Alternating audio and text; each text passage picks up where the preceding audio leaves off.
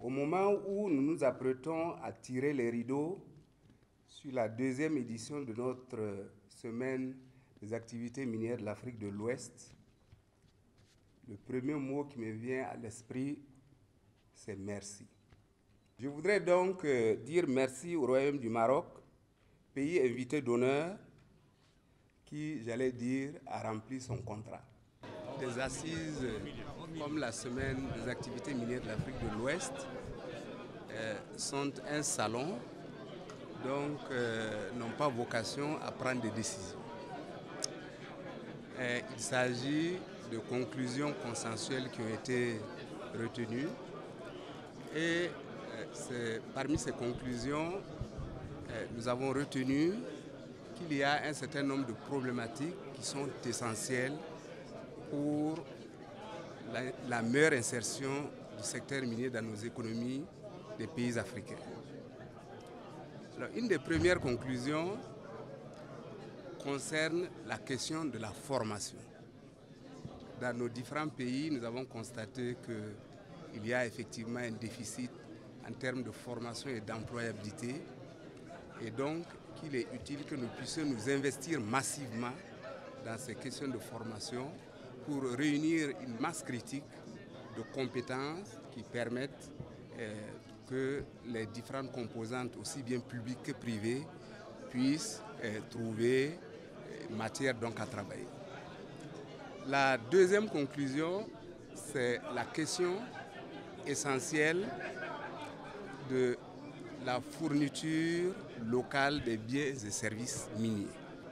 Il y a encore une faiblesse de la part des locaux dans la fourniture des biens et services miniers et nous devons donc développer des initiatives pour augmenter cette part et pouvoir mettre nos économies en mouvement, et cela en lien avec les différents flux qui sont générés par le secteur minier et qui peuvent valablement contribuer, disons, au développement durable de nos pays.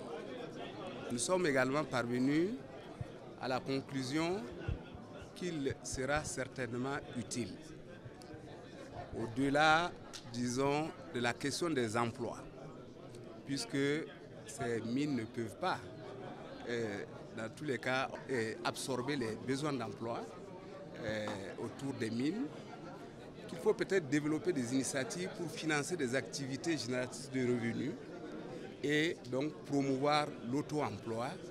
Et cela participera d'ailleurs à asseoir une certaine sérénité autour des mines en même temps que nous allons gagner en croissance. Et je pense qu'une des conclusions également que j'allais dire consensuelle, c'est la question de l'organisation de l'artisanat minier. Et si vous prenez le cas du Burkina Faso, nous devons avoir entre 1,5 million et 2 millions d'orpailleurs, donc d'artisans miniers. Nous avons certainement besoin de les connaître, de les identifier. Mais avant d'identifier également tous les sites, j'allais dire sauvages, pouvoir peut-être les organiser, pourquoi pas en coopérative, et essayer de gagner en productivité en faisant la promotion, disons, du semi-mécanisé, mais surtout de pouvoir non seulement lutter contre la fraude, mais pouvoir également lutter contre l'usage de produits chimiques prohibés et le travail illicite des enfants. Parce que nous constatons qu'il y a même une tendance à la déscolarisation dans les communes et régions minières, et cela naturellement est une catastrophe si nous ne prenons pas de dispositions. Alors je dois conclure en disant qu'il s'agit d'idées, de conclusions, et il nous revient en tant que décideurs de passer du discours aux actes et de prendre donc des initiatives d'opérationnalisation de ces idées pour que nous puissions effectivement travailler donc à la croissance dans nos différents pays, et cela pour le bonheur et la prospérité de nos populations et de nos peuples respectifs.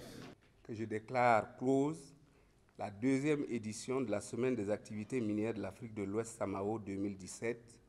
Je vous remercie.